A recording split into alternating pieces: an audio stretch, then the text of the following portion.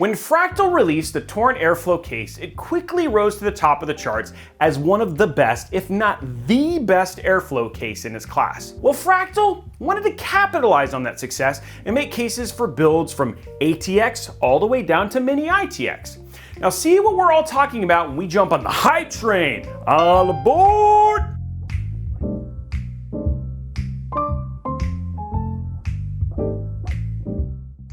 Ah, the mini ITX motherboard. So cute, so small, so powerful. Okay, you have this idea.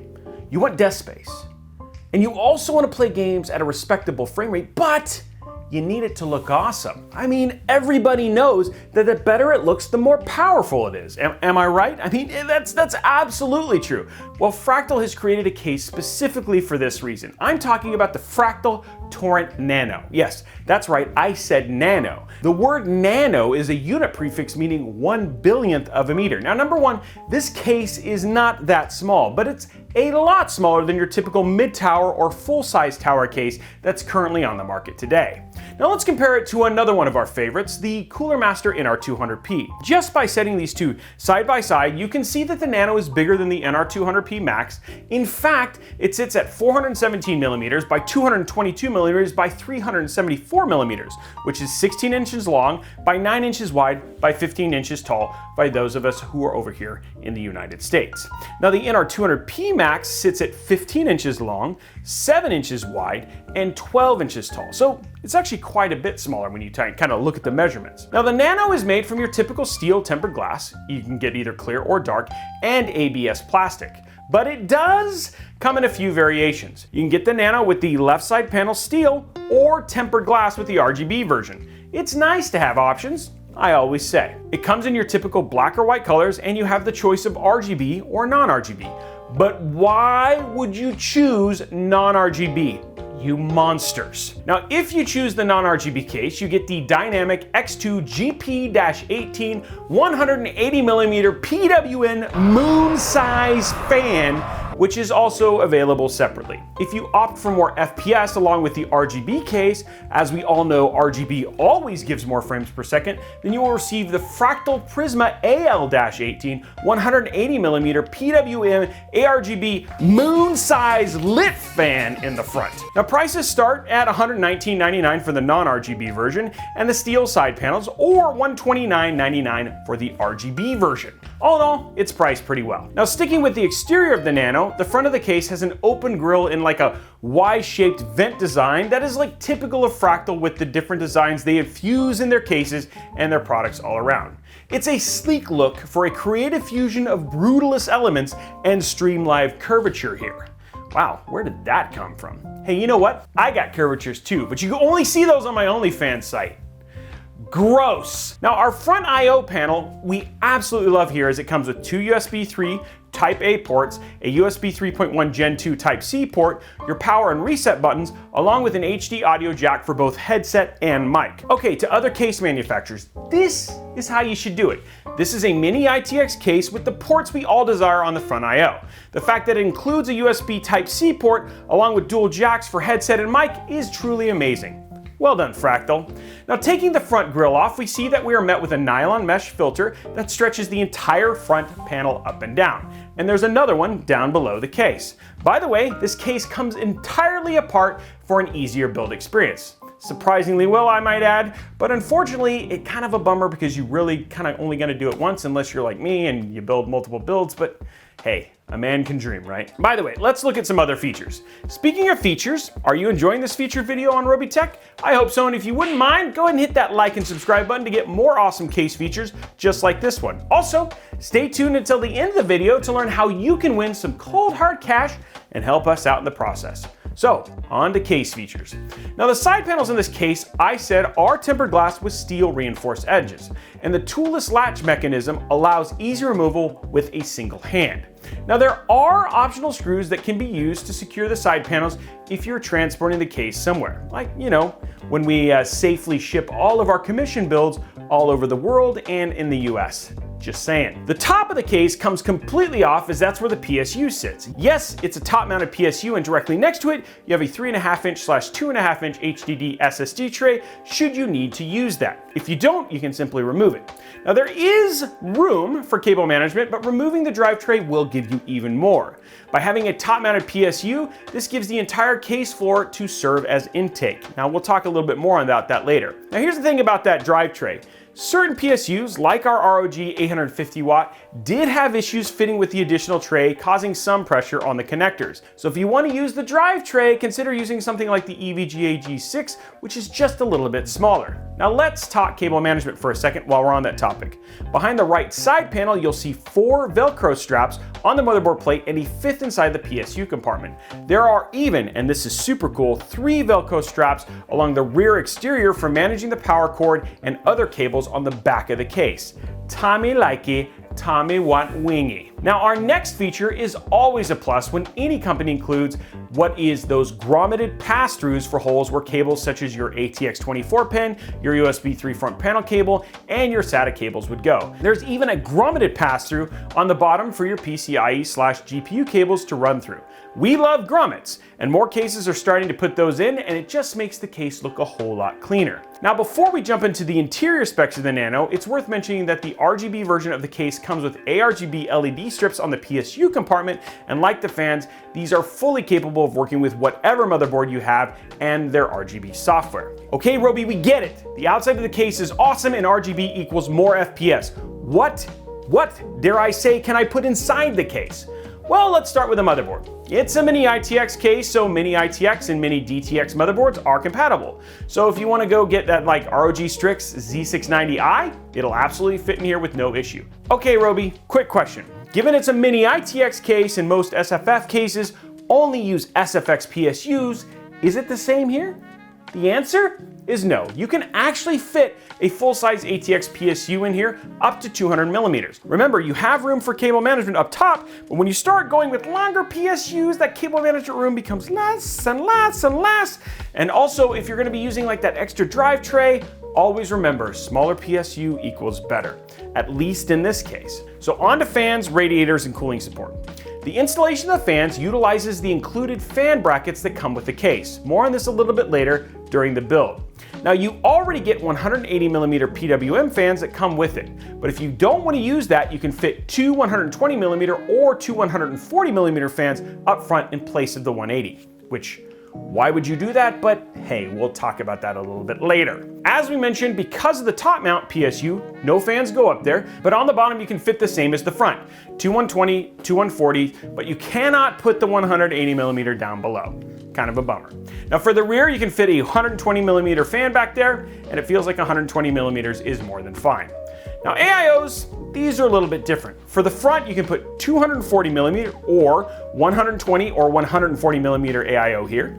Okay, no 280 millimeter on the front, but that's okay because on the bottom, you can fit a 240 or 280 millimeter AIO should you choose to do so. Just remember, if you're gonna be bottom mounting an AIO, you need to make sure that you're using a radiator in which the pump is on the radiator and not in the cold plate, because you wanna make sure that it's not at the top of your loop.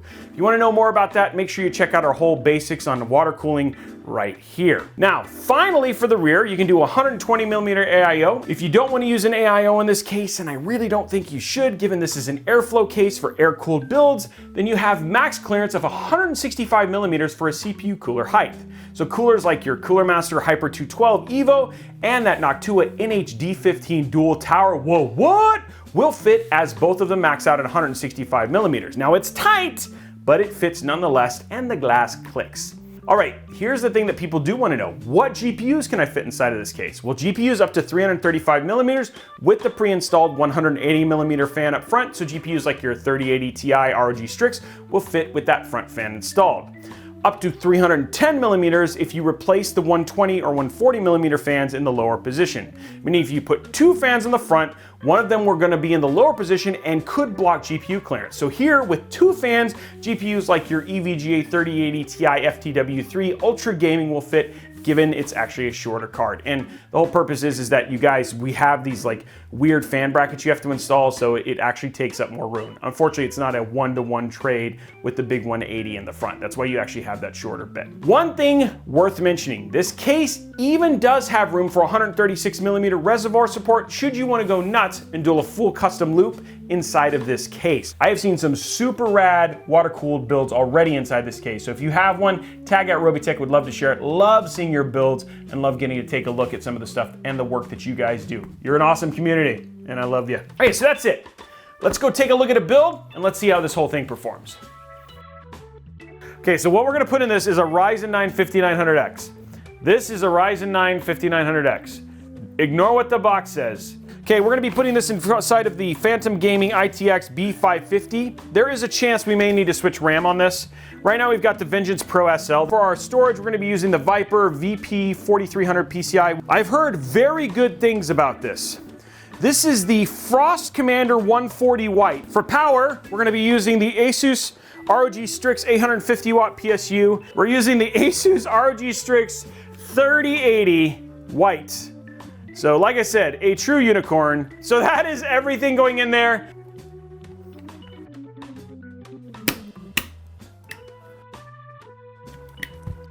Let's check out this cooler, guys. Okay, so it does clear the RAM.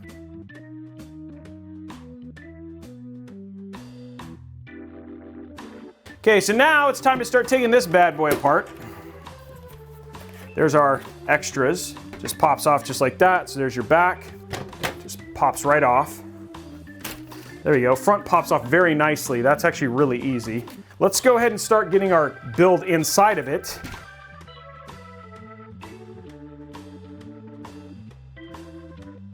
Look at that.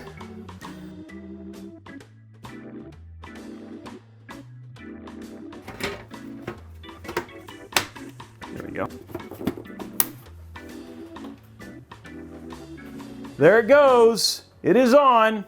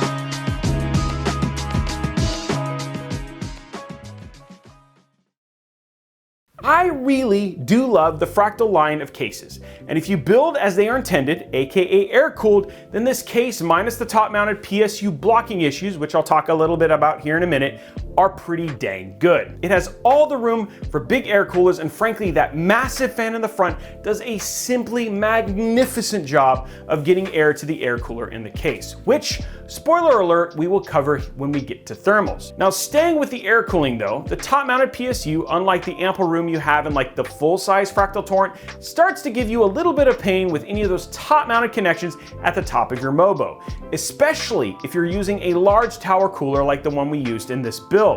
Just a heads up, you're going to either be doing something similar where you're going to be hooking up all the top-mounted connections either before you put on the large cooling tower or before you put the MOBO inside of the case. Now, if you installed it like the way I did, then it's a mixture of both. So for the air cooling side, it's pretty minimal issues with a little pre-planning and pretty awesome how it all fits together. I mean, that white Strix 3080 with that all-white cooler, c'est magnifique. However, it's when you start this AIO thing that things can get a little bit wonky. I mean, I applaud Fractal for the support, and you always want to have more options.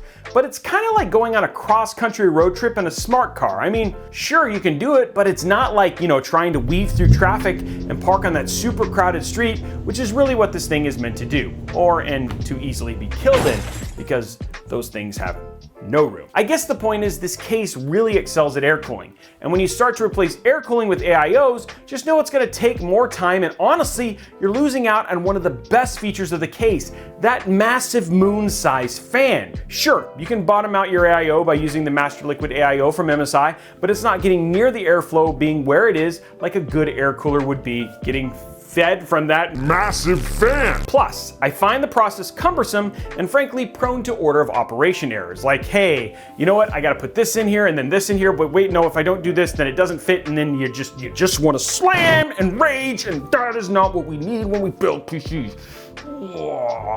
So I really don't recommend doing an AIO build inside of this case unless you just really want to. Okay, Robey, so air-cooled it is, but how good is an air-cooled build inside of this case? Well, for our hot like the sun Ryzen 7 5800X paired with the Frost Commander 140 White and that beautiful Asus ROG Strix Gaming GeForce RTX 3080, things fell this way. At idle, while our Ryzen 7 5800X was considering going into its fusion state and start radiating heat like the sun, we see it sitting at a nice and very cool 30 degrees in the open case and a 1 degree jump to 31 in the closed case scenario. However, when we begin the fusion process and release the power of 1,000 suns, our CPU jumps up to a nice and moderate 80 degrees in the open case and 83 in the closed case, which I know I'm going to get comments down below about how your 5800X runs colder than the planet of Hoth, or is actually used to create ice for the Arctic, but traditionally and more specifically, our 5800Xs have always run very warm, and this case is doing a great job of keeping the temps under control. Okay, so awesome air cooling, and with that all-white air cooler I might add, it is working out for this case. Okay, so what about GPU temps though? It fits, but it does seem to be a little cramped down there. Okay, so at idle, the Arctic White GPU is living up to its name with a nice and frosty 35 in the open case scenario and a 1 degree jump to 36 in the closed case. But when we turn up the heat like Olaf doing a midday summer stroll in the summer heat, we see things jump to a very moderate 70 in the open case and an only slightly warmer 71 in the closed case. Perfectly good for our Arctic White Asus Strix, but absolutely fatal for Olaf. Sorry, little snowman. Also, you should not put snowmen or snowwomen inside of your PC case. It's hot and water is bad for PCs. Okay, enough about the thermals and all that fuddy-duddy what does your case do stuff. How does your 5800X and that white 3080 actually do in the games, Robey? First up, it's single-player NVIDIA tuned experiences with the AMD Ryzen 7 5800X and the Asus ROG Strix 3080 White. For Tomb Raider running at 1440p with DLSS set on the highest preset, we saw an average frame rate of 216 FPS across the runs we did in the game. So yep, that works just fine. For Metro Exodus, also running at 1440p, running with ray tracing on high on DLSS set to ultra performant, we saw an average across our frames of 98.01. Again, great for this game and should make for some quality post-apocalyptic fun. Now for some of those AMD single-player experiences. Gotta keep it even. First up, Dirt 5 running at 1440p with ultra-high graphic settings. We saw an average frame rate of 136.7. That's north of 120 FPS, so check.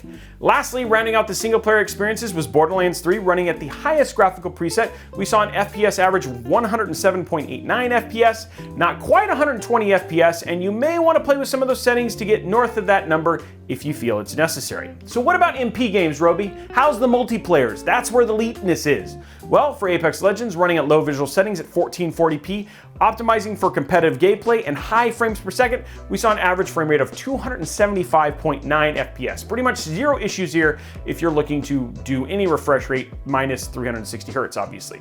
For Call of Duty Warzone, again, low visual settings at 1440p, optimizing for competitive FPS, we saw 219.1.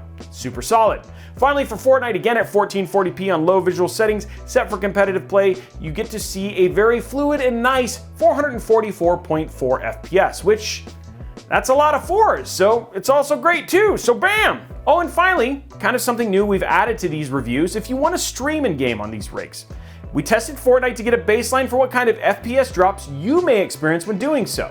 So when we played Fortnite with gaming and streaming using OPS, we saw a 10% hit, 396.9 FPS versus 444.4. So just be aware, depending on the game you may be streaming, you could see a 10% drop in frames if that puts you below a certain refresh rate like 144 Hz, etc. Okay, so there you go, Robey. Wrap it all up. The Fractal Torrent Nano is a great option for an on the larger side, but still small SFF airflow focused build with a lot of options and great performance on the thermal side. It has the option of doing more than just air cooling, but it comes at the cost of using some of the best aspects of the case, which seem to be heavily focused around air-cooled builds. The tooling, quality, and build experience are absolutely awesome. You just need to be aware that with the larger air cooler, getting to those top connectors on your motherboard can be tricky, but if you do it in the right order, you'll have a great experience and end up with a build that not only looks great, but performs great also. Like I said in the build segment, I applaud the options that Fractal's given for this case to do more than just what it's designed for. And if you are someone who just loves the look, but really wants to do an AIO cool inside this build, then you have that option. All in all, I really love this case, and it's such a solid option. I think Fractal giving us options like this within its family of Torrent cases is great, and I definitely love how this build both looked and performed when it was done. But what do you think about the case after this video? Tell us, and maybe you can win a little cash in the process. First and foremost, you need to leave a quality comment down below along with liking and subscribing to the channel. Now, when I say quality comment, it doesn't need to be positive, it just needs to be something you liked or didn't like about the video. What surprised you, etc. about the build, about the video, whatever. Just not, I deserve to win, can I has a free PC, or something similarly lame. You also need to ensure you have a way for us to reach you via your YouTube profile, something like an email. We will be giving away $25 to one lucky comment below that is worldwide as long as you can accept PayPal or Venmo. Did you like the video and was the review helpful? Were you surprised by anything about this case? What are your closing thoughts on the Fractal Nano after watching the review? Would love to know all of that down in the comments below. Now, while you're down there, make sure you slap that subscribe button, whip that like button, and ring that notification bell so you get a notification each and every time we post a new video right here on Robeytech. Do you know that we have a live stream channel for special builds and events? Check out Robeytech Live down in the description below so you can like and subscribe so you know when we go live on that channel as well. Do you have questions about this case or any other tech-related questions? Then check out our amazing Discord server filled with other tech and PC enthusiasts who would love to share their thoughts and ideas on these very subjects. Looking for cheap tech? Then check out @Robeytech Deals or @Robeytech Deals on Twitter, where we have our guy Tom scouring the internet for the best deals on all things tech and PC components for gaming and TV, etc. Finally, you can follow me and all of my team on all the socials @Robeytech everywhere. We hope you enjoyed this video, and we look forward to seeing you on the next one.